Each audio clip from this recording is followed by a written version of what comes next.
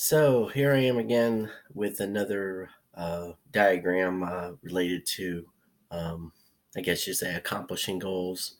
In this case, I got this from a book by John C. Maxwell, who has written, I don't know, 20, 30, I don't know how many different titles, to a large degree, kind of repetitive, but everyone has a little bit of insight in it and takes a different principle and applies different stories and biographical support in order to explain a certain concept or a way to stretch your goals, develop leadership, develop a strategy to overcome things in life and sometimes deal with failure.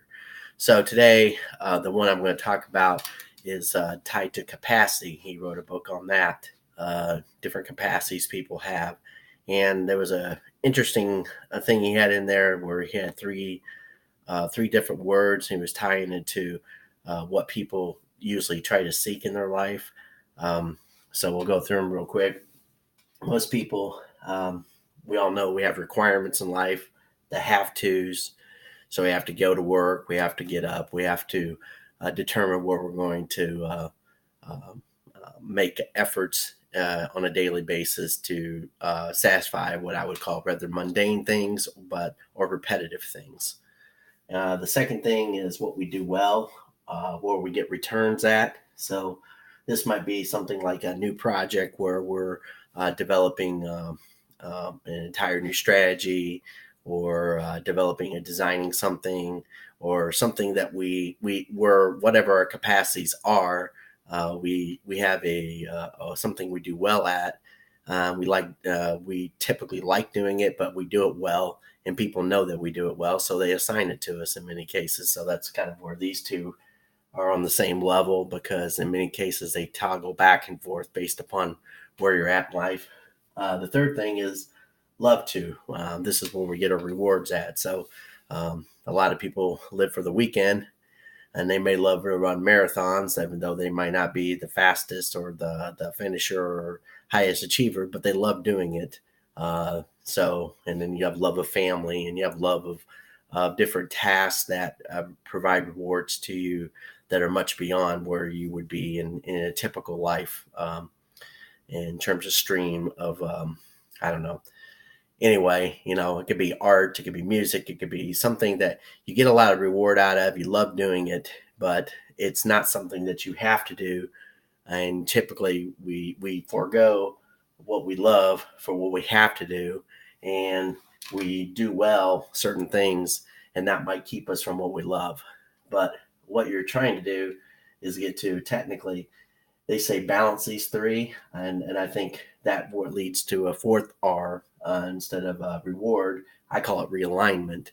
The idea is that, and this wasn't presented in his book, at least at that point where I read to, uh, that you're trying to realign this so that you get to a place where you're getting value. It's a viability of feasible, and it's a vision, which vision and reward kind of go together. Vision, you're rewarded, you love doing it. So that realignment is like a fourth peak, and that's at the top of what I would call a vista. Um, so there's my V's that match up with his R's that he put together. The vista is a comprehensive mental view.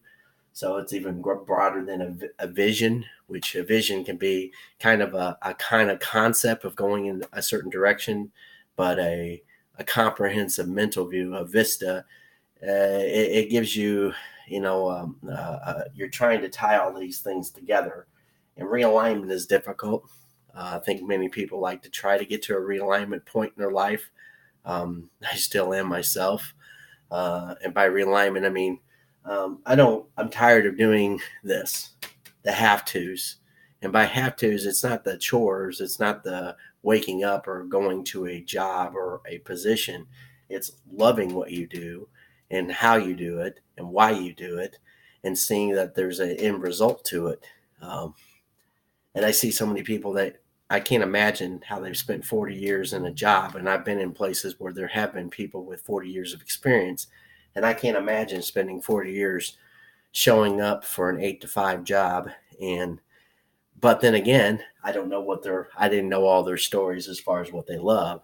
So that 40 years here doing the same job may have given them 20 years worth of every weekend they go and go fishing or go hunting, or they go spend time with their family. So there again, I'm seeing it only from my point of view, based upon who I am as a person and what I may lack or not have gotten results in.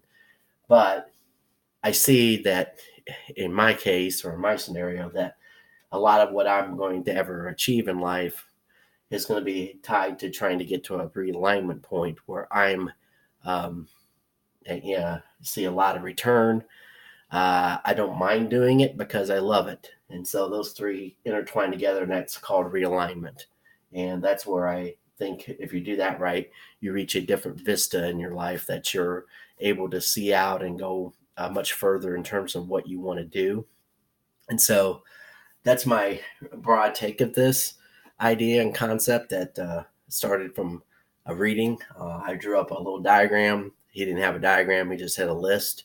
That being said, some of the words on here, I'm going to draw this up again in a kind of a PowerPoint or Google Doc and make a picture for this video. So I hope you enjoyed it. It's rather quick today. I just wanted to do something because I'm going to try to create kind of visual models, and I'm going to post them on LinkedIn, and hopefully people will enjoy them.